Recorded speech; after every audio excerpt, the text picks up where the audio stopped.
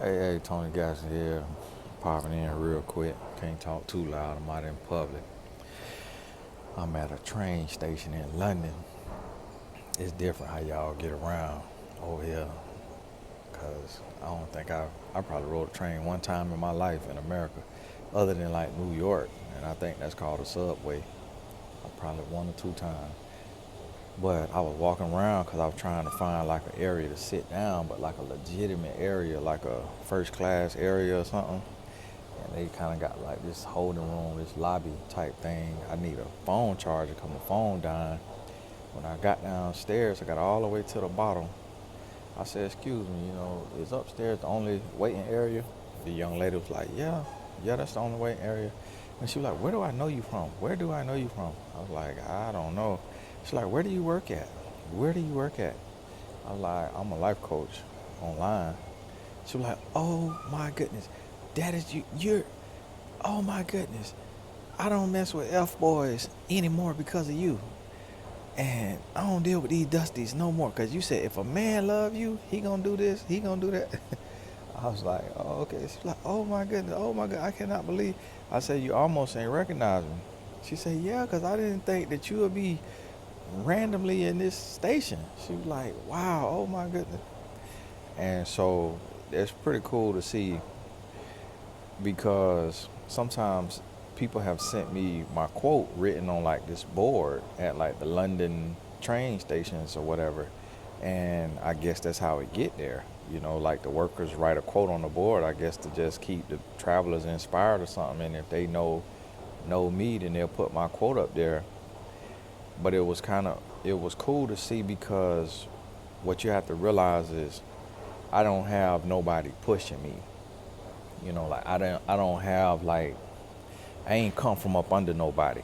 I didn't do a collaboration. Like a lot of times when you look at people online, they did like this collaboration or they came they claim the fame was like TV or they come from up under another big name. But I've always been by myself and just been online. And I say that to encourage you, to let you know that you don't always know, like you don't know how you gonna get your message out there. You don't know who gonna hear your message. You don't know who listening to your message, but you just got to share what's put on your heart. You got to share what God done told you to share, what God done put on your heart. And you got to trust that if the message is from God, he'll make sure that it get out and it reach the people that it need to reach. Like this young lady here. So, we took a picture and her talking, she almost, because she was like, "Oh, let's take a picture." Then in talking, she, shift gears and she ain't say nothing. I reminded her because that's a blessing for me. For me to take a little picture, that's a blessing for me. Excuse me, sir. Is this the only waiting area, or is like, do you have like a first class waiting area? This the only one? There's no chargers in here. Anywhere with chargers? Yeah, the metal case on the Yeah, wall there. yeah. Charge your phone. Okay, awesome. Thank you.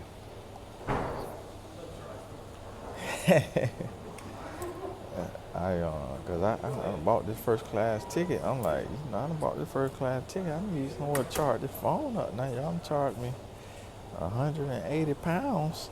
And got me sitting out here in the holding area. But I say that to say you just never know. And the thing about it is sometimes people come to me, well, what about the algorithm? What about this? If y'all notice, I don't worry about no algorithm. I don't worry about no algorithm. I post at any time of day. I post any kind of video. The thumbnail is what YouTube choose. They'll pick three crazy looking faces, and I could choose from them three crazy faces. And a lot of them it be bad, worse, and worser. And I'm like, y'all wrong for this. Y'all ain't have one great face that I made, but that's how they choose the thumbnail. And that's why you see, if you notice my thumbnail, my mouth always be half open or I be talking or something. But if you notice people who do custom thumbnails, they always do a thumbnail with their mouth open or their hand on their mouth and they doing something that I do naturally in my video and YouTube just select that for my thumbnail. And that's why I say it's like when you creating out of obedience and you doing what you called to do, you doing what you supposed to do, and that's what you focused on. You ain't focused on trying to play the game. You ain't focused on trying to trick the algorithm. Because see, that's why people get burnt out. They make it too much of a job. It become too much of a job. They doing too much. They focusing too much on it. They doing too much editing instead of just being natural. Like, just be you. Like, you are enough. Like, you don't have to do all this editing. You don't have to do all this high end production. You ain't got to do all that. Just be you. You are enough. And that way, what you doing never feel like a job. Y'all gotta forgive me, I'm kind of dark because the light is behind me instead of in front of me. And that's what you got to be able to do. And when you get out there and you make that happen and you consistent, I'm talking to my son because he want to build social media, eventually so he can get some NIL money in college and, kind of build him a little brand. I'm like, son, you just got to be consistent, man. You got to get on there and just post. And the thing about it is, we now we got numbers and stuff. We counting, we calculating. And I done been that person where I post something, it don't get enough likes, I delete it or whatever, archive it. That's that's natural because it's also seeing what hit, what worked, what don't. So I mean but you can't get wrapped up in that. You can't look at it like, oh, I failed or oh, I'm a flop. You gotta look at it like, oh, the algorithm ain't working today. Oh, the algorithm ain't paying no attention today. And that's how you got to look at it. You can't look at it like, oh, I'm not worthy and oh, I'm not good enough. You got to shift that mindset.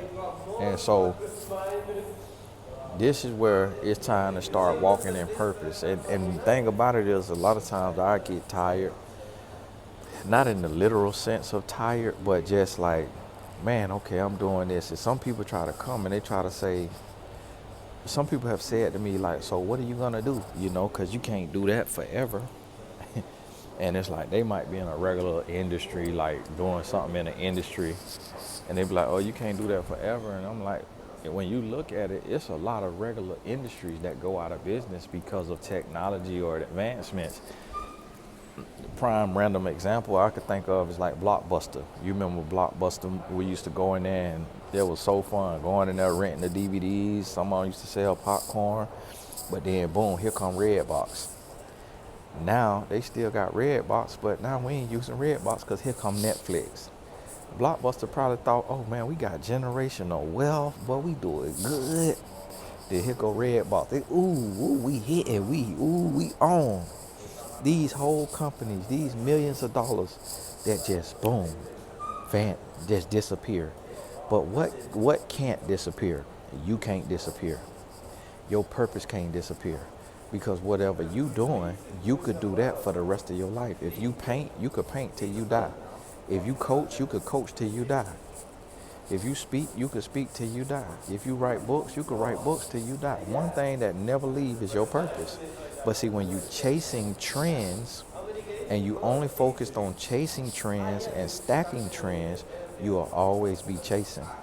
So what I'm doing right now, I'm going to be 80 years old still doing this on whatever platform is out there. If YouTube no longer exists, it'll be another platform that come and replace it, and it's bigger and better. I'll be doing that. And at 80 years old, if I got to have my great-grands or my grandkids setting it up for me, hey, put Papa on that screen now. Come on over here. Put Papa on that screen now. Let me get on up there and talk. And I'm going to be talking 90 years old. I'm going to be doing this. You know why? Because think about it. Think about it like this. When we look at people, y'all tolerate me, but you don't really respect me. You tolerate me, but you don't really respect me. You don't really take what I say in a real sense. Like, you listen, it sound good sometimes, but you want to argue and disagree. And if a man come and he smell good enough, look good enough, he finna put that wood on you. You finna be right on your back, ankles behind your ears, and everything I done said, it's out the window. But when we really listen to people online, what they be?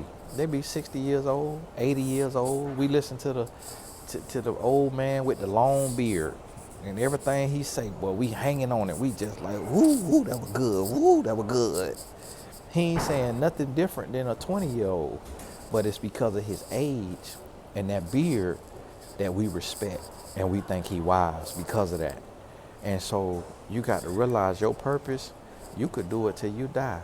And the longer you do it, the longer you've been doing it, the more value it has. It's like the better it is, the more clout you have, the more respect you have, and that's what got to be understood.